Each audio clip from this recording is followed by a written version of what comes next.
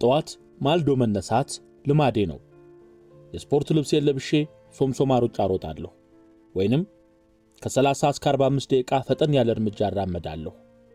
የምጽዋ የጠዋት አየር ሞቃት ቢሆንም አይወብቅም። ባህሩ ይዞት የሚመጣው ነፋሻማ አየር ሲስቡት እንደ ምግብ ነው። ዶክተር ፍርዳወቅ ማሞ ናቸው ይህንን ታሪክ እየነገሩን ያሉት። ቀይ ባህር ሲቀላ በሚለው መጽሐፋቸው ላይ ከጦርነቱ 2 ሳምንታት በፊት በሚል ርዕስ ስር ያስጠለሉትን ትረካ እንዲናቀርብላችኋለን። ይህንን ትረካ ወደ እናንተ ስናደርስ ስለ ቀይ ባህር፣ ስለ ምጽዋ እንዲሁም በዛ ጉዳይ ላይ ስለተደረገው ጦርነት በቂ መረጃ እንዲኖራችሁ የዶክተር ፍርዳወቅ ማሞን ቀይ ባህር ሲቀላ የሚለው መጽሐፍ እንድታነቡት እየጋበዝናችሁ ጭምር ነው። የፈትል ቤተሰቦች ቻናላችንን ሰብስክራይብ ማድረግ እንዳትዘነጉ።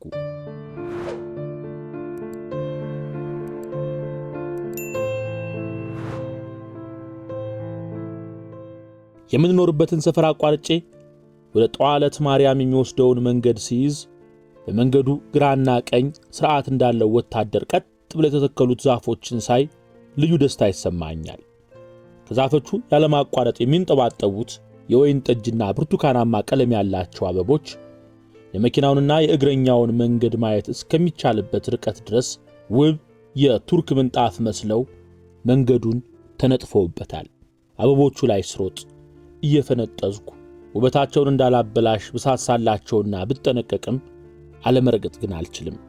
መንገዱ ሁሉ አበባ ነው። ቀይ ባህር ግራና ቀይ ቀለል ያሉ ተከታታይ ማዕበሎች እያመጣ ከድንጋያማው የምድር ጠርዝ ጋር ሲያጋጫቸው ቸፕ ቸፕ ሿ የሚል ሙዚቃ መሰል ድምፅ ይሰጣሉ። ከባህር ውስጥ እንደ ጀት ተምዘግዝገው ገብተው አሳ ሳይዙ የማይወጡት ጥቁርና ነጭ ቀለም ያላቸው ወፎችም በሰልፍ አንዳንዶቹም በዘፈቀደ አየሩ ላይ እያፏጩ ሲበሩ ለንጋቱ ልዩ ድምቀት ይሰጡታል። የጧቷ ፀሐይ ደግሞ ከተደበቀችበት የባህሩ ዳር ብቅ ስትል ሰማዩም ባህሩም የጋመ የከሰል እሳት የተለቀቀበት ይመስላል። ባህሩም ልክ እንደፊት መስተዋት ፀሐይዋን ለሁለት እያበዛ ውበቷን እጥፍ ያደርገዋል።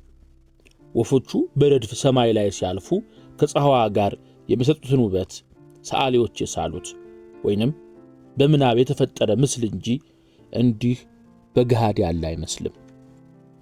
ወይ ምጽዋ፣ ወይ የእግዚአብሔር ሥራ፣ ወይ ተፈጥሮ እያልኩ ደነቃለሁ። በየዕለቱ እንደ አዲስ እገረማለሁ እንጂ መደነቂ አይቀንስም። ከዓለም ሀብታሞች አንዱና ዋነኛው የሆንኩ ሁሉ ይመስለኛል። ብዙ ሰዎች ይህንን የተፈጥሮ ውበት ለምን ትኩረት እንደማይሰጡት አይገባኝም። ፎቶ ማንሳት ስለምወድ ተፈጥሮን ፎቶ ሳነሳ ራሱ እንደ እብድ ያዩኛል። ምን አለበት እጮኜ እዚህ ብትሆን፣ ምን አለበት ጠዋትና ማታ በዚህ ውብ የባህር ዳርቻ በአበቦቹ ላይ ያወራን በተራመድን እያልኩ እመኛለሁ። እጮኜ የተወለደችውና ያደገችው አዲስ አበባ ኮልፌ ነው። የተዋወቅነው አዲስ አበባ ዩኒቨርሲቲ ነው። እርሷ ቀድማ በባዮሎጂ እኔ ደግሞ በሕክምና ዘግይቼ ተመረቅን። ባህር ዳር ጣና ሐይቅ ላይ የአሳ እርባታ ባለሙያ ኤክስፐርት ናት። ትምህርት ወደ መጨረሲያ አካባቢ ትዳርን ሳቅድ ከእርሷ ውጪ ማንንም ማሰብ አልቻልኩም። በዚያን ዘመን በስልክ ተገናኝቶ ማውራት ከባድ ስለነበረ በደብዳቤ እንገናኛለን። እጮኛዬ የፕሮቴስታንት ትምህርት በሚከተል ትምህርት ቤት ነበር ስትማር ያደገችው። የእርሷን ያህል ጠንካራ እምነት ባይኖረኝም እምነታችን አንድ ነው። ልመረቅ ጥቂት ቀናት ሲቀረኝ እርሷ ወደምትሰራበት ባህር ዳር በረርኩ። ተገናኝተን ብዙ ተጨዋወትን። ለትዳር እንደምፈልጋትም ነገርኳት። ነገሩን ልትጸልይበት ጥቂት ጊዜ ስጠኝ ብትለኝም በልቧ እንዳመነችበት ቆጥሬ ምስክር በሌለበት ቃል ገብቼላት ወደ አዲስ አበባ ተመለስኩ። ደብዳቤ መጻፍኩላት ቁጥር የአሳ እርባታ ባለሙያ ስለሆነች ምጽዋ ብትመጣ ለእርሷ የሚሆን ጥሩ ሥራ ሊኖር እንደሚችል ነግራታለሁ። በዚያ ዘመን ግን ኤርትራ መሄድ ማለት ራስን እሳት ውስጥ እንደመክተት ይቆጠር ስለነበር መልካም አይሆንም አለችና ቀረች። ተመርቄ የሥራ ቦታ ምድብ ሲደለደል ኤርትራና ትግራይ የተመደቡ ሐኪሞች ብዙ ሺህ ብር ከፍለው የሚቀይራቸው ሰው ሲያፈላልጉ እኔ ግን ኤርትራ መድቡኝ ስል ሰው እንደ እብድ ነበር የቆጠረኝ። ምድብ የሚደለድለው ሰውም በመገረም ቀና ብሎ አየኝና ግን ለምን ኤርትራን መረጥክ አለኝ፣ የሆነ ጥርጣሬ እንዳለበት በሚያሳውቅ ድምጸት። ቤተሰቦቼ ኤርትራ ናቸው፣ እነርሱ አጠገብ መሆን እፈልጋለሁ፣ ኤርትራን ደግሞ ወደዋለሁ አልኩት። መዳቢው ባለሙያም እንግዲህ ስራ ያውጣህ በሚመስል አስተያየት እያየኝ የአውሮፕላን ትኬት መግዣና የኪስ ገንዘብ እንደወስድ ነግሮኝ ኤርትራ መመደቤን የሚገልጽ የደሞዝ ልክ ያሰፈረ ደብዳቤ አዘጋጅቶልኝ የአስመራ ጉዞዬን ማስተካከል ያስኩ። አስመራ ብዙ ለውጥ አይታይባትም። ለውጥም ቢኖራት ቶሎ ቶሎ ስለምመላለስ ለውጧ ብዙ አይታየኝም። ለውጥም ካለ ብዙ ጊዜ ከአስመራ ራቅ ባሉ ቦታዎች ስለሚፈጸመው ውጊያዎች የሚሰማው ወሬ ነው። አንዴ ሻዕቢያ ይህን ቦታ ያዘ የሚል ወሬ ይመጣል። ከጥቂት ጊዜ በኋላ ደግሞ መንግስት ያንን ቦታ መልሶ ተቆጣጠረ የሚሉ ወሬዎች። በአብዛኛው የሚነገረው የመንግስት ጦር ሽንፈት ነው። ወደ ምጽዋ ከመዛወሬ በፊት አዲ ኋላ ጤና ጣቢያ ጥቂት ሳምንታት፣ አዲ ቀይህ ሆስፒታል ደግሞ ለ1 ዓመት ሰራሁ። ከአዲ ኋላ የወጣሁት ሻዕቢያ ከተማው ሊይዝ ሲጠጋ ለካ የኢትዮጵያ ጦር በሌሊት ከተማዋን ለቆ ወጥቶ ኖሮ ይህንን ያወቀ አንድ ወዳጄ ሳይነጋ በጠዋት ያረፍኩበትን ሆቴል በር አንኳኩቶ ኩህላይ ቶሎ ተነስ፣ ወደ አስመራ መሄድ አለብህ አለኝ። ኩህላይ ብሎ ነበር የሚጠራኝ። በአማርኛ የተኳለ ማለት ነው።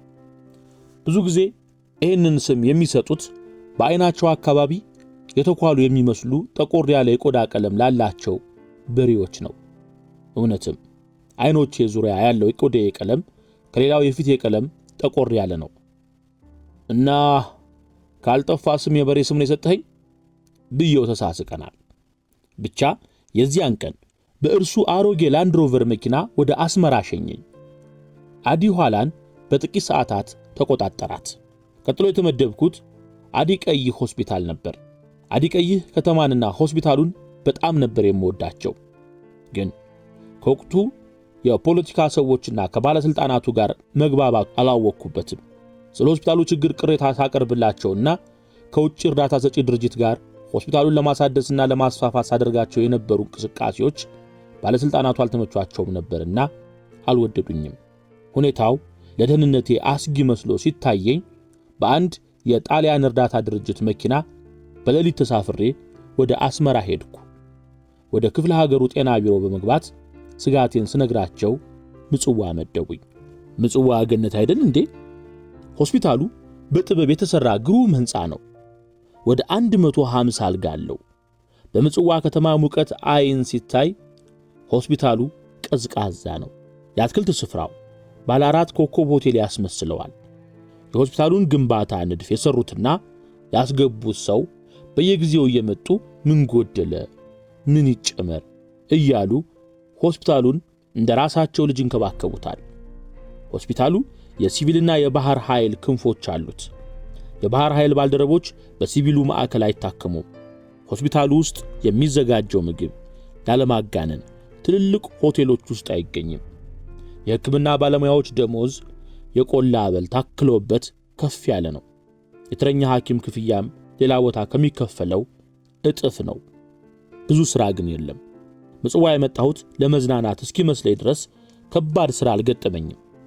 ጠዋት ከቤት የሚወስደውን መኪና ሆስፒታል ካደረሰን በኋላ መጀመሪያ የምንሄደው ተረኛ ሐኪም ወደሚያድርበት ክፍል ነው።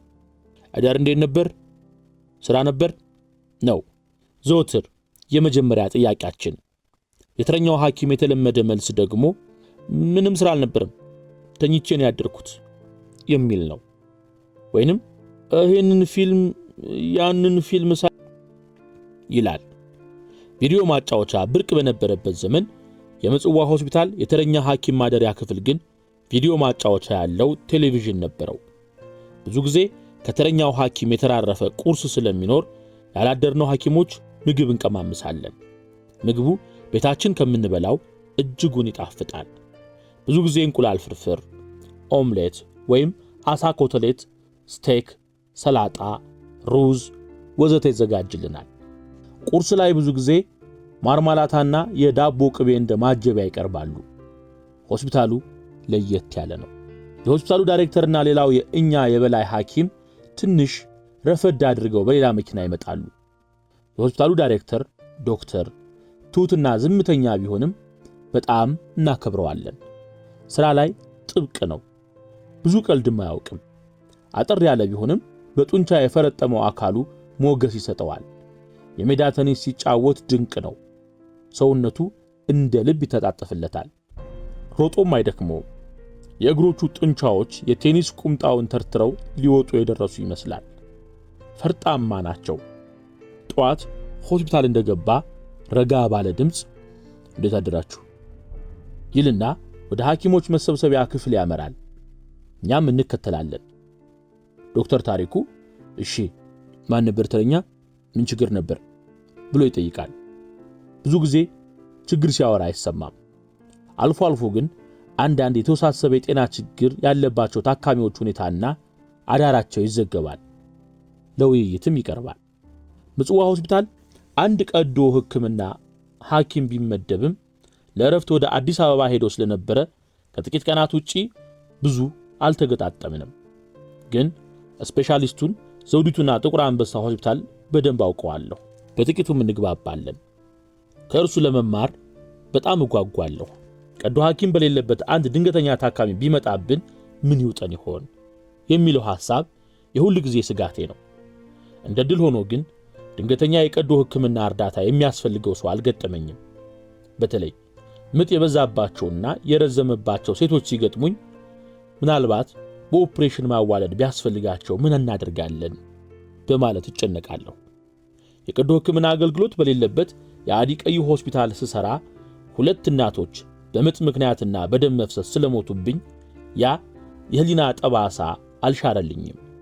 በእርግጥ የአዲቀይ ሆስፒታል የቀዶ ሕክምና ባይኖርና ትክክለኛ የኦፕሬሽን ክፍል ባይኖርም ለእኔ አቅም ከበድ ያሉ ጥቂት ኦፕሬሽኖችን ለመስራት ሞክሬያለሁ።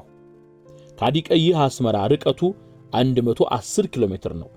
መንገዱም ላይ የደህንነት ስጋት ስላለ መኪኖች የሚንቀሳቀሱት በሳምንት 1 ቀን በዛ ሲባል 2 ቀን በወታደር ታጅበውና ተከታትለው ነው። አልፎ አልፎ ደግሞ የጦር መሐንዲሶች መንገድ ላይ ፈንጂ ያለመኖሩን አጣርተው ወጣሪ የሚባሉ ወታደሮችን መንገዱ ላይ ካሰማሩ በኋላና የጸጥታ ችግር እንደሌለ ሲያረጋግጡ መኪኖች በተናጠል መሄድ ይችላሉ።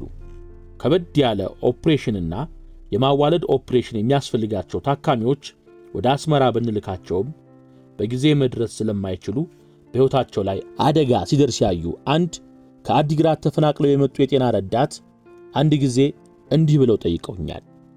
ዶክተር ግን እዚህ ድረስ የመጣኸው ታካሚዎችን ልታክም ነው ወይስ ሪፈር ልታደርግ? ጥያቄው ጭራሽ ያልጠበቅኩት ቢሆንም እውነታቸውን ግን ተቀበልኩት። እኔ እኮ ጀማሪ ጠቅላላ ሐኪም እንጂ የቀዶ ሕክምና ባለሙያ አይደለሁም። ኦፕሬሽን ሲሰራ ትምህርት ቤት አይቻለሁ፣ ሲሰራም አግዣለሁ። ለብቻዬ ግን ሰርቼ አላውቅ፣ ልምምድ የለኝም አልኳቸው። እድሜያቸው ከ50ዎቹ ዘለል የሚለው አቶ ክፍሉም ይኸውልህ ዶክተር፣ እኔ ለብዙ ዓመታት ከፈረንሳይ የእርዳታ ድርጅት ጋር ኦፕሬሽን ክፍል ሰርቻለሁ። አንተ ደግሞ ስራውን ለብቻህ ባትሰራም ምን እንደሚሰራ አይተሃል፣ በንድፈ ሐሳብም ተምርሃል። እኔ አግዝሃለሁ፣ እናም መስራት ትችላለህ ብሎ አበረታቱኝ። እኔ ግን ተጠያቂነትን በመፍራት እንደው ስህተት ቢፈጠር ታካሚዎች ላይ ጉዳት ቢደርስ ብዬ ስጠይቃቸው እንዴ ዶክተር፣ 2 ታካሚዎችን እኮ አጃቢ ሲጠብቁ አይናችን እያየ ሞቱብን። ከዚያ በላይ ምን ጉዳት አለ? ታካሚን ምንም ሳታደርግለት እያየኸው ከሚሞት የቻልከውን ያህል ሞክረህ ማትረፍ እንኳን ባትችል ህሊናህን አይወቅስህም አሉ አቶ ክፍሎምን በድፍረት። እሱ ላይ ልክ ነው አቶ ክፍሎም፣ ግን ልምድ ስለሌለኝ ነው ያሳሰበኝ አልኳቸው። አቶ ክፍሎምም በተረጋጋ ስሜት አይዞህ ዶክተር አጆካ፣ በኔ ይሁንብህ፣ ቢያንስ በኦፕሬሽን ማዋለድ አያቅትህም። እውነታቸው ነው። ድሮ ጠቅላላ ሐኪሞች እኮ ብዙ ኦፕሬሽኖችን ይሰሩ ነበር። ነፍስ ለማዳን እስከሆነ ድረስ ብሞክርስ ብዬ አሰብኩ። በቅርቡ የገጠመኝ ሁኔታ አንድ ነገር ማድረግ እንዳለብኝ አእምሮዬ ላይ ጭሮብኛል። ነገሩ እንዲህ ነበር። ከሳሆ ብሔረሰብ የሆነች ወጣት ሴት ነች። የመጀመሪያ ልጇን ቤት ለመውለድ ሞክራ የልምድ አዋላጆቹ ተቸግረው ወደ አዲ ቀይ ሆስፒታል ይዘዋት ይመጣሉ። ደሟ ሲለካ ግፊቷ በጣም ወርዷል። ሆዷ ላይ ያለው ህመም ያስጮሃታል። ለምርመራም ሲነካ ቁስል ነው። በሆዷ ያለው ጽንስ የልቡ ትርታ አይሰማም። ከሥራ ባልደረቤ ዶክተር አጽብሃ ጋር መከር። የደም ግፊቷን ከፍ ለማድረግ በክንዶቿ የግሉኮስ ፈሳሽ ከመስጠት ውጪ ምንም ልንረዳት አልቻልንም። ብዙ ደም ፈሷት አይኖቿ እንደ ወረቀት ነጭ ሆነዋል። ግን ሆስፒታሉ ውስጥ ደም የለም። ሊረዳት የሚችለው የማህፀን ሐኪም ያለው 110 ኪሎ ሜትር ርቆ አስመራ ከተማ ነው።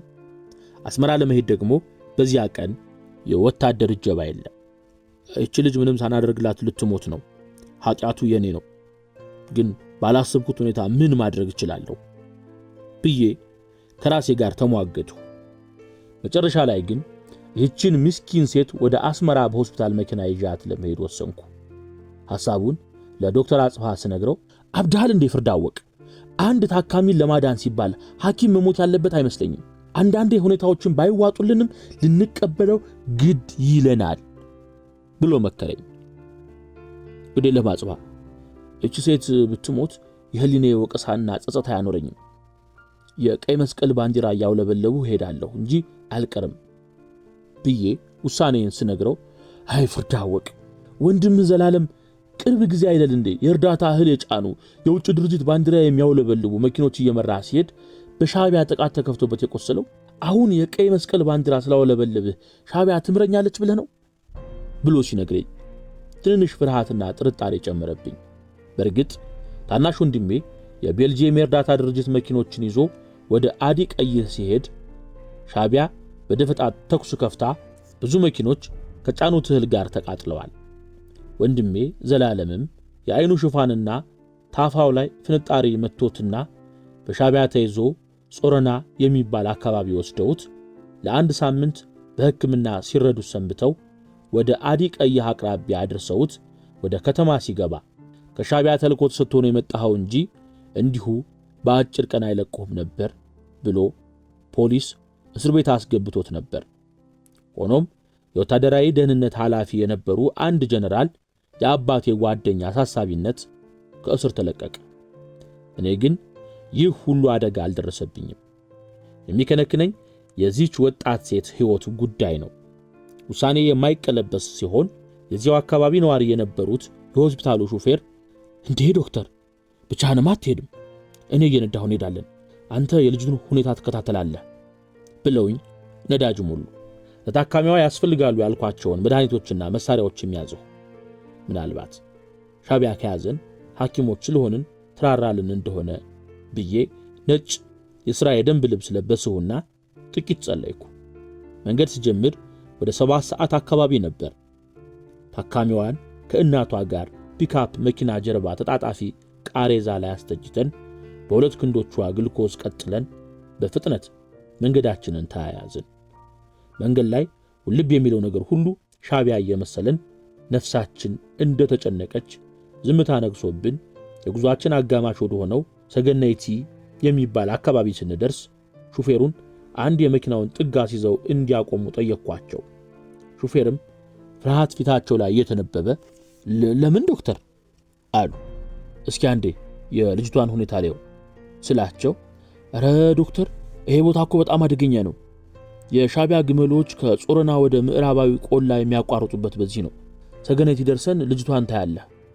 የህይወቷ ጉዳይ ያብከነከነኝ ሰገነይቲ ከተማ መግቢያ ላይ ስንደርስ ፈጥኜ ከጋቢና ወረድኩና ከኋላ የተጫነችውን ወላድ አየኋት። በህይወት መኖሯ ደስ አለኝ። ደም ግፊቷ ብዙ ባይጨምርም ከቀድሞ የከፋ ባለመሆኑ በህይወት አስመራ ትደርሳለች ብዬ ተስፋ አደረግሁ። አዲስ ግሉኮስ ቀጠልኩላትና በልቤ ለአምላክ ያደራ ሰጥቻት መንገድ ቀጠልን። አስመራ ኬላ ስንደርስ 10 ሰዓት አካባቢ ይሆናል። አሁንም ከጋቢና ወርጄ ልጅቷን አየኋት። ከበፊቱ የከፋ ነገር ባለመኖሩ ተስፋዬ ለመለመ። ሌላው ላይ ለፍተሻ የተሰለፉ ብዙ መኪኖች ቢኖሩም አፋጣኝ ሕክምና የሚያስፈልጋት ታካሚ ስለጫነን ቅድሚያ ተሰጥቶን እንደሚያሳልፉን ሳንጠራጠር ሌሎቹን መኪኖች ቀድመን ወደ ኬላ ፍተሻ ስንሄድ ቁም እያሉ ጠመንጃ የወደሩ ወታደሮች መኪናው ፊት ሲቆሙ በጣም ደነገጡ። የቀይ መስቀል ባንዲራን የሚያውለበልብ የመንግስት መኪና እንደዚህ አፋጠው ያስቆማሉ የሚል ጥርጣሬ አልነበረኝም። ዶክተር ፍዳወቅ እባላለሁ። የአዲቀይ ሆስፒታል ሐኪም ነኝ። ለህይወቷ የሚያሰጋ የውስጥ መድማት ያለባት ወላድ ይዤ ወደ አስመራ እየሄድኩ ነው ብዬ አስረዳሁ። እንዴት ያላጃቢ ከአዲቀይ ወጣችሁ ብለው ወታደሮቹ አፋጠጡን። የልጅቱ ህይወት አደጋ ላይ እንደሆነና አስመራ ወስደን የበላይ ሐኪም እንዲያክማት ከማድረግ ውጪ ሌላ አማራጭ ባለመኖሩ መንገድ ላይ አደጋ ሊኖር እንደሚችል ብናምንም የሚሆነውን ለመቀበል ወስነን እንደመጣን ብነግራቸውም ተጠራጣሪ እንጂ አድማጭ አላገኘንም። አንዲት ሴት ወታደርም ተጠርታ መጣችና የመኪናውን የኋላ ሸራ ገለጥ አድርጋ ቃሬዛ ላይ የተኛችውን የደከመች ወጣት ሴት እና አጠገቧ ኩርምት ብለው የተቀመጡትን አሮጊት ገልመጥ አድርጋ ሸራውን ዘጋችው። ሴት ስለሆነች ልቧ ይራራ ይሆናል ብዬ በማሰብ እና አሁን እንሂድ ብዬ ሴቷን ወታደር ጠየቅኳት። እርሷም ፊቷን ኮስተር አድርጋ እሱን የሚፈቅደው አለቃዬ ነው ብላ ጥላን ሄደች። የእያንዳንዱ ደቂቃ ማለፍ የታካሚዋን ህይወት ወደ ሞት አፋፍ እየገፋ መሄዱ አስጨነቀኝ።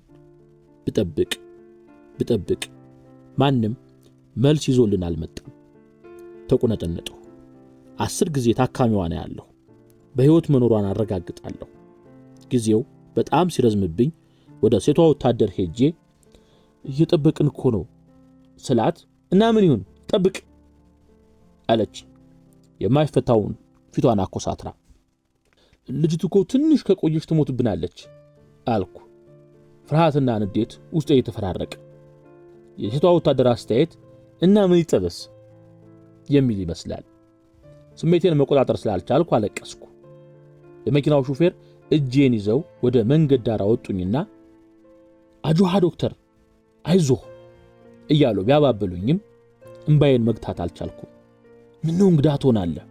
ሞት እኮ ለአንተ ነው ብርቅ እንጂ እነዚህ እኮ ምንም አይመስላቸው አሉኝ ሹፌሩ።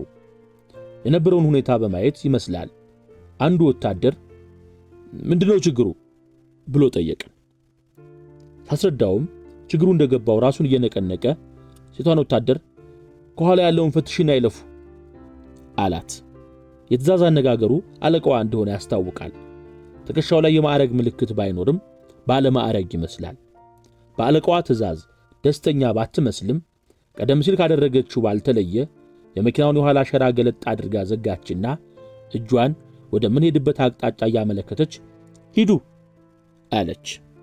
በቃ ለዚህ ነበር አንድ ሰዓት የገተሩን ጨካኞች ብዬ ውስጤ ተቃጠለ። ወታደሯን በልብ ያዘንኩባት። ደግሜ እንደማላገኛት ባውቅም ተቀየምኳት። ወታደሮች ሐሳባቸውን ሳይቀይሩ መኪናችንን አስነስተን ወደ መሃል አስመራ ከነፍን። አስመራ ከተማ ውስጥ መኪና በፍጥነት መንዳት ነውር ነው። ቢሆንም ይህች ልጅ ለማትረፍ መፍጠን ግዴታ ነበር። 11 ሰዓት ተኩል አካባቢ ሆስፒታል ደረስን። መካነ ሕይወት ሆስፒታል፣ ድሮ እቴጌ መነን ሆስፒታል ይባል ነበር። ጥቁር አንበሳን ጨምሮ ኢትዮጵያ ውስጥ ከነበሩ ሆስፒታሎች የበለጠ ብዙ የታካሚ አልጋ የነበረው ትልቅና ሰፊ ሆስፒታል ነው። ሆስፒታሉን በደንብ አውቀዋለሁ። አባቴ ብዙ ጊዜ እዚሁ ሆስፒታል ኦፕሬሽን ተሰርቶለታል። እናቴ እዚሁ ሆስፒታል 3 ጊዜ ወልዳለች። ታናሽ ወንድሜም ቶንሲሉን ኦፕሬሽን ተሰርቶለታል። እህቴም እዚሁ ወልዳለች። የሆስፒታሉ ብዙ መራራም ጣፋጭም ትዝታዎች አሉኝ። ሐኪም የመሆን ፍላጎት ያደረብኝም እዚሁ ሆስፒታል የአባቴን ሕይወት በተደጋጋሚ ኦፕሬሽን በማድረግ ያተረፈልኝ ዶክተር አሌክሳንደር ግሮምስኪ የሚባል ቡልጋራዊ ቀዶ ሐኪም በረዳቷ ነርስ አስተርጓሚነት ሳድግ ሐኪም እንደምሆን ቃል ካስገባይ በኋላ ነው። ሹፌሩን እየመራኋቸው ማዋለጃ ክፍል ደረስን። ከመኪናም ወርጄ ተረኛ ለሆነችው ነርስ ራሴን አስተዋውቄ ሁኔታውን አስረዳኋት። ነርሷም ታካሚዋን ከመኪና የሚያወርዱ ሰራተኞች አስጠርታ ወዲያው ወደ ማህፀን ሐኪሙ ደወለች። ፍጥነቷ በጣም ይገርማል። በማይታመን ፍጥነት ጸጉራቸው ሽበት ጣል ያለበት የማህፀን ሐኪም ደርሰው ወደ ድንገተኛ ክፍል ሲገቡ ነርሷ ዟት የመጣው ሐኪም ነው ብላ አስተዋወቀችኝ። ቴል ሚ ዘ ስቶሪ፣ እስኪ ታሪኳን ንገረኝ ሲሉኝ እየነገርኳቸው ደም ግፊቷ ስንት ነው ጠየቋት። ነርሷን በእጃቸው የታካሚዋን ሆድ እየደባበሱ እኔ የምነግራቸውን ያዳምጡ አያዳምጡ ፈጣሪ ይወቅ። 60/40 ነው አለቻቸው። ማህፀኗ ተተርትሯል፣ ቶሎ ወደ ኦፕሬሽን መግባት አለብን አሉ ዶክተሩ በእንግሊዘኛ የሕክምና ቋንቋ። ከነርሷ ደም መዘጋጀቱን አረጋግጠዋል። ወጣቱ ዶክተር አሁን መሄድ ትችላለህ አሉና መለስ ብለው ወይንስ ገብተህ ማየት ትፈልጋለህ አሉኝ። ከዚህ ጉዳይ ውጪ የመጣሁበት ሌላ ምንም ስላልነበረኝ ከእርሶ ጋር ገብቼ ባይ ደስ ይለኛል አልኳቸው። በጣም ጥሩ፣ የኦፕሬሽን ክፍል ልብስ አምጡለት። ሐኪሙ ደስተኛ ይመስላሉ። ሾፌሩ መኪና ወዳቆሙበት ቦታ ሄጄ ወደ ቤቶ ይሄዱ፣ ነገ ጠዋት ቤተሰቦቼ ቤት ይምጡና ወደ አዲቀይህ እንመለሳለን ብዬ አሳምኜ አሰናብትኳቸው። ኦፕሬሽን ክፍል ስገባ የማህፀን ሐኪሙ ለሥራ ተዘጋጅተው ታካሚዋ ሰመመን እየተሰጣት ነበር። ታጠብ እንጂ ዶክተር ብለው ያልጠበቁትን ትዕዛዝ ሰጡኝ። የማህፀን ስፔሻሊስቱ የማይገኝ ጥሩ አጋጣሚ ስለነበር ውስጤ እየፈነጠዘ ታጠብኩ። የተተረተረ ማህፀን ኦፕሬሽን ሲደረግ ከዚያ ቀን በፊት አጋጥሞኝ ያውቅ።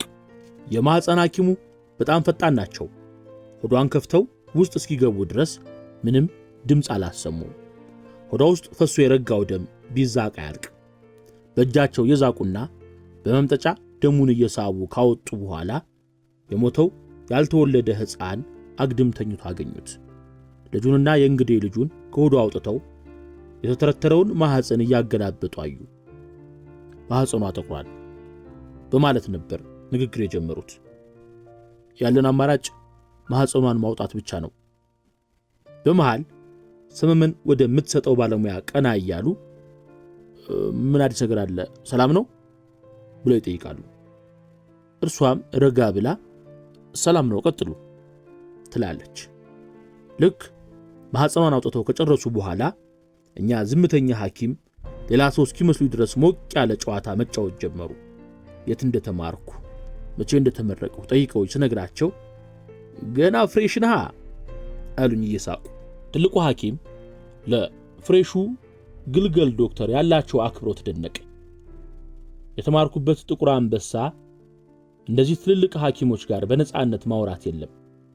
ጀማሪ ሐኪሞች ትልልቆቹን ሐኪሞች ይፈራሉ። መንገድ ወይም ኮሪደር ላይ ሲገናኙ እንኳን ትንሹ ሐኪም አንገቱን ሰብሮ ያልፋል እንጂ ቀና ብሎ ማየት ያስፈራል። ጀማሪ ሐኪም ከፊት ለፊቱ የበላይ ሐኪም ሲመጣበት ወደ ኋላ የሚመለስበት ወይንም መንገድ አሳብሮ የሚሄድበት አጋጣሚ አለ።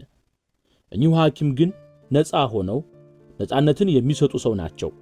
ሁለተኛ ደረጃ ትምህርት የት ነው የተማርከው ብለው ሲጠይቁኝ አስመራ ቀይ ባህር ትምህርት ቤት አልኩ።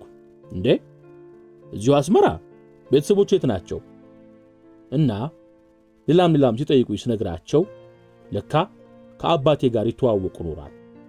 አባቴ አስመራ ታዋቂ ሰው ቢሆንም እኚህ ትልቅ የማህፀን ስፔሻሊስት ያውቁታል ብዬ ግን አልገመትኩም። የአቶ ማሞ ልጅ ነህ? በል ቁጭ ብለን እናወራለን አሉኝ። ትንሽ ቆይተውም አዲቀይ ግን የማዋለድ ኦፕሬሽን ለመስራት አትሞክሩ? ሁኔታውስ አይመችም ብለው ጠየቁ። እኛ እኮ በእናንተ ደረጃ ጀማሪ ሆነን ቢያንስ የትርፍ አንጀት ኦፕሬሽንና በኦፕሬሽን ማዋለድ እንሰራ ነበር አሉ። እኔም በትምህርት ቤት ብዙ ራስን ችሎ ኦፕሬሽን የመስራት የልምድ እድገት እንዳልነበረኝና አሁን የምሰራበት ሆስፒታል ውስንነትም አስረዳኋቸው። ኦፕሬሽኑ በሰላም አለቀ። የታካሚዋ ሁኔታ ሰመመን ሰጪዋ ባለሙያ ነገረቻቸው። አሁን ያደረግከው ነገር ፈጣሪ ረድቶህ በደህና እዚህ ደረስክ እንጂ ለአንተም ለታካሚዋም ከጥቅሙ ይልቅ ጉዳቱ ይበልጣል። ራስህ ለአደጋ ነው አሳልፈህ የሰጠኸው። ወደፊት እንደዚህ እንዳትሞክር እመክርሃለሁ አሉ። እኔም ካሁን በፊት ሁለት ታካሚዎቼ በዚህና ተመሳሳይ የወሊድ ችግር ምክንያት እንደሞቱብኝ የአሁኗም ታካሚ ሕይወቷ ቢያልፍ የህሊና ጸጸት እንዳይሆንብኝ ያደረግኩት እንደሆነ ስነግራቸው እኔ ልጅ ሁሉም የሚሆነው በሕይወት ስትኖር ነው፣ ኋላ ለወላጆችህ ሐዘን እንዳትሆን ብለው ሲመክሩኝ የቅርብ ዘመድ መስለው ታዩኝ። ከአባት ጋር በጣም ነው የምንተዋወቀው። እንዳገኘህ ነገራቸው፣ ሰላምን በልልኝ። ነገ ብዙ ስራ ስላለብኝ አሁን ልሂድና ልረፍ ብለው ተሰናበቱኝ። ፍተሻ ቦታ ያስለቀሰኝን ሐዘን ረሳሁት።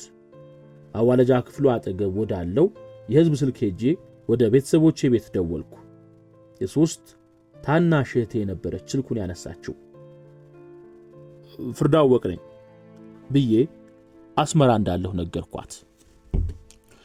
ምን ነው በሰላም አለች ደንገጥ ብላ።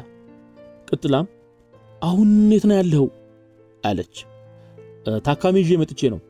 ይልቅ ዘላለም የለም ከሆስፒታል ይዞኝ ወደ ቤት እንዲሄድ ፈልጌው ነው።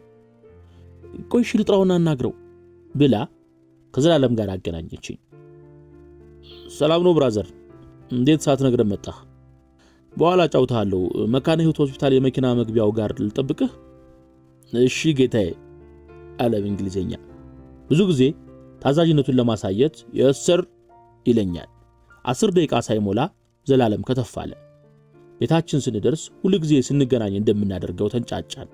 ስለ ታካሚ መትረፍ በደስታ አወራኋቸው። ስላስቀየመች ሴት ወታደር ጭካኔም ስሜታዊ ሆኜ ሳወራላቸው ዘላለም አቋርጦኝ አትፍረድባቸው ፍርዱ፣ ብዙ ተንኮልና ማጭበርበር ያጋጥማቸዋል። ሰውን ሁሉ እንደ ጠላት መፈረጅም ይቀናቸዋል። ይሄውልህ ዜድ፣ ችግራቸው በመጠኑም ቢሆን ይገባኛል።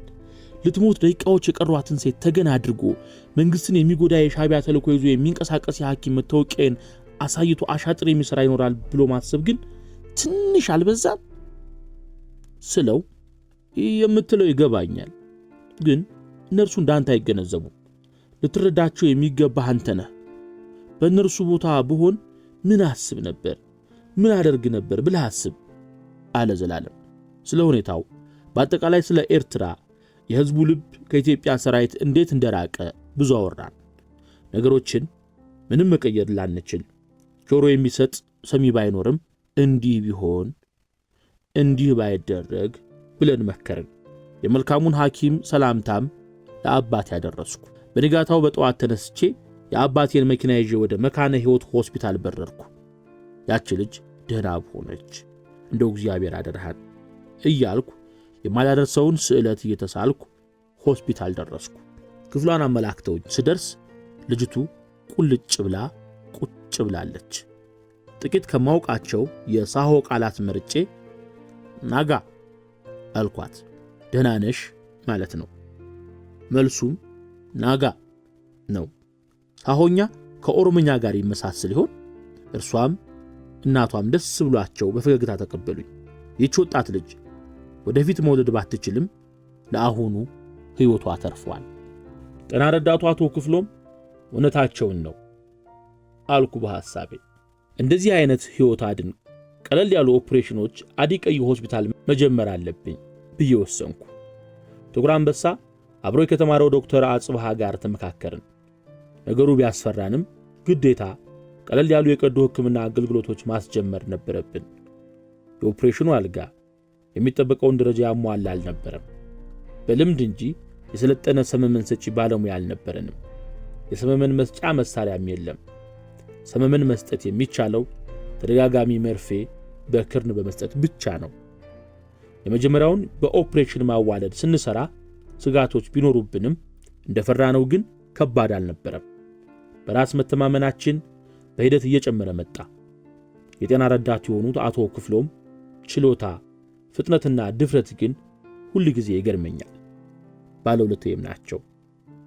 ኢትዮጵያ እንዲህ አይነት ችሎታና ልምድ ያላቸው ባለሙያዎች ጤና ረዳት ተብለው ከእጅ ወደ አፍ የሆነች ትንሽ ደሞዝ እየተከፈላቸው የሙያ ክብር እንኳን ተነፍጓቸው እንደኔ አይነቱ ደግሞ ዶክተር ተብሎ ረብጣ ደሞዝ ይሰጠዋል። በወረቀት የሚያምን ትውልድ ብዬ በልቤ ስለ ኢፍትሃዊነት አጉረምርሜያለሁ። የምጽዋ ሆስፒታል ግን ለየት ያለ ነው። ከአዲቀይ ሆስፒታል እጅጉን ይልቃል። በርከት ያሉ ሐኪሞች ያሉት፣ ልምድ ያላቸው የቀዶ ሐኪሞች የሚሰሩበት፣ ደረጃ የጠበቀ የኦፕሬሽን ክፍል ያለው፣ የሰለጠነ ሰመመን ሰጪ ባለሙያ የተመደበበት ሆስፒታል ነው። የጤና ባለሙያ ምጽዋ ሲመደብ ዳጎስ ያለ ደሞዝ ሊቀበል፣ ዘና ሊል፣ አእምሮ ሊታደስ፣ ሌላ ቦታ ሰርቶ ከባድ ጊዜ ያሳለፈ ደግሞ ሊካስ የመጣ እንጂ ለሥራ የመጣ አይመስለውም። የምጽዋ የጸጥታና ደህንነት ሁኔታም አስተማማኝ ነው። እንደ ሌሎቹ የኤርትራ አውራጃዎች ሰዓት እላፊ የለም። መታወቂያ ወረቀት ማንም አይጠይቅ፣ ፍተሻ አይታወቅ። የወታደር መኪናና የወታደር የደንብ ልብስ የለበሰ ሰውም በከተማዋ በብዛት አይታይም። ሕዝቡ የተለያየ ቋንቋ ተናጋሪና የተለያየ እምነት ተከታይ፣ የተለያየ ኑሮ ደረጃ ያለው ቢሆንም ከሚለያየው ይልቅ የሚያስተሳስረው ነገር እንደሚበዛ አምኖ የተስማማ ያህል ተግባብቶ የሚኖር ነው። ባለቤቴ ባይተዋር፣ ባለቤት ባይተዋር፣ ነባር ብሎ ነገር አይታወቅም። ሁሉም ቤተኛ ነው። ግጭትና ጠብ አይሰማም። ከፍ ያለ ድምፅ ቢሰማ ከጭፈራ ቤቶች ድምፅ ማጉያ የሚወጣ የሙዚቃ ድምፅ ነው፣ አሊያም የመርከቦች ጥሩምባ። በሰው ሁሉ ፊት የሚነበበው ሰላም ነው፣ ፍቅር ነው። በተለይ ማታ ማታ ያለው የከተማዋ ድባብ በተለይ ማታ ማታ ያለው የከተማዋ ድባብ ትዝታ፣ ለዘመናት አብሮ የሚኖር ከአእምሮ የማይጠፋ ተንቀሳቃሽ ስዕል ነው። እኔና የሥራ ጓደኞቼ እንደ ማንኛውም የህብረተሰብ ክፍል መሸት ሲል ለመዝናናት እንወጣለን። በጣም የምናዘወትረው ቀይ ባህር የሚባለው ትልቁ የምጽዋ ሆቴል ነው። ደረጃቸውን የጠበቁ መዋኛዎች፣ የሜዳ ቴኒስ መጫወቻዎች ያሉት ባህሩ ዳር የተሰራ ቆንጆ ሆቴል ነው። ከፍተኛ ማዕረግ ያላቸው የጦርና የሲቪል ባለስልጣናት የሚገኙትንና በእንግድነት ሲመጡ የሚያርፉት እዚሁ ቀይ ባህር ሆቴል ነው። ሆቴሉ በቅርብ ቀን የተሰራ ያህል አዲስና ንጹህ ነው። የሆቴሉ ሰራተኞች ሐኪም እንደሆነን ስለሚያውቁ ለየት ያለ ክፍል ይሰጡናል። ከመካከላችን ቢራ የሚጠጡ ይበዛሉ። አንዳንዶቻችን ደግሞ ሰባርጉማ የተባለውን አምቦ ውሃ ወይም ለስላሳ መጠጥ ይዘን እንጫወታለን። አንዳንዴ ታዲያ ከፍተኛ ባለስልጣኖች ሲመጡ የሆቴሉ ሰራተኞች መጥተው ልዩ የሆነውን ክፍል ለባለስልጣናቱ እንድንለቅ ይጠይቁናል። ከፍተኛ መኮንኖች በአብዛኛው ወፋፍራምና ባለቦርጭ ናቸው። በዚያ ሙቀት የወታደር ጃኬቶችን ደርበው ሳይ ብዙ ጊዜ እነዚህ ሰዎች ወታደራዊ ስልጠና ሲወስዱ ከፍተኛ ሙቀትን ጃኬት ደርበው እንዴት እንደሚቋቋሙ ይማሩ ይሆን ብዬ ጠይቄያለሁ። በመንገድ ስንተላለፍ የመኮንኖቹ አስተያየት አስፈሪ ነው። ግዛቱ ላይ እንግዳ ገብቶበት ተቆጥቶ የሚንጎማለል አንበሳ ይመስሉኛል። እነዚህን ባለ አንበሳና ባለ ዘንባባ ማዕረግ የጦር አለቆች ሳይ በመፈንቅለ መንግስቱ ተሳትፈው የተገደሉትን የታሰሩትን ጦር አዛዦች እያሰብኩ ከነዚህ ስንቶቹ ይሆኑ በአካል ይሁኑ በሐሳብ አብረው አሲረው ያልተነቃባቸውና ያመለጡ፣ ስንቶቹ ሲሆኑ ባልደረቦቻቸውን የከዱ ያጋለጡና አሳልፈው የሰጡ እያልኩ አስባለሁ። የትኞቹ ናቸው ልክ በፈንቅለ መንግስቱን ያካሄዱት ወይስ የተቃወሙት? ጀግና የሚባሉት የትኞቹ መኮንኖች ናቸው? ይህንን አገዛዝ ሊያበቃ ይገባዋል ብለው ላመኑበት ዓላማ ቆመው ገላቸውን ለጥይት መደብደብ ሰጥተው የወደቁት? ወይንስ እነዚህ አሁን ከኛ ጋር ሆቴል እየተጋፉ ያሉት ባለ ዘንባባዎች? ጀግንነት ምንድን ነው? ጀግናስ ማን ነው ብዬ እጠይቃለሁ። አልማረክም ብሎ እንደ ቴዎድሮስ ሽጉጡን የሚጠጣ ወይስ ከሬሳ መሃል እንደሞተ ሰው ተኝቶ ከሞት መትረፉን ታሪክ የሚዘክር? ፖለቲካ በደንብ ባይገባኝም በዘመኑ የነበረው ሥርዓት ልክ እንዳልሆነ አስባለሁ። በመፈንቅለ መንግስት ተሳትፈው የተገደሉትና በየመሃሉም የተረሸኑት ከፍተኛ የጦር መኮንኖች ጉዳይ ይከነክነኛል። እነዚህም የጦር አዛዦች፣ መተኪያ የሌለው የጦር አዋቂዎች፣ ጀግናና እጅግ የሰለጠኑ ስለነበሩ እነርሱን ማጣት ሀገሪቱ እርቃን የሚያስቀር ክብሯን የሚያዋርድና በቀላሉ ተደፋሪ ያደርጋል ብዬ አምናለሁ። ውድ የፈትል ቤተሰቦች ዛሬ ስለ ምጽዋና አስመራ በወቅቱ ስለነበረው የታካሚዎች ሁኔታ የተረክንላችሁ ቀይ ባህር ሲቀላ ከሚለው የዶክተር ፍርዳወቅ ማሞ መጽሐፍ ላይ ነው። ትረካችንን ከወደዳችሁት ላይክ ማድረግ እንዳትረሱ። የቻናላችን ቤተሰብ በመሆን በቀጣይ የምንተርካቸው በርካታ ትረካዎች እንዲደርሷችሁም አድርጉ። እንዲሁም ለወዳጅ ዘመዶቻችሁ ለጓደኞቻችሁ ጭምር ይህንን ትረካ ታጋሩልን ዘንድ በአክብሮት እንጠይቃለን። የመጽሐፉ ደራሲ ዶክተር ፍርዳወቅ ማሞን ከልብ እናመሰግናለን። መጽሐፋቸውን ቀይ ባህር ሲቀላን ብታነቡት ብዙ እንደምታተርፉበትም እምነታችን ነውና እንጋብዛችኋለን። ሰናይ ጊዜ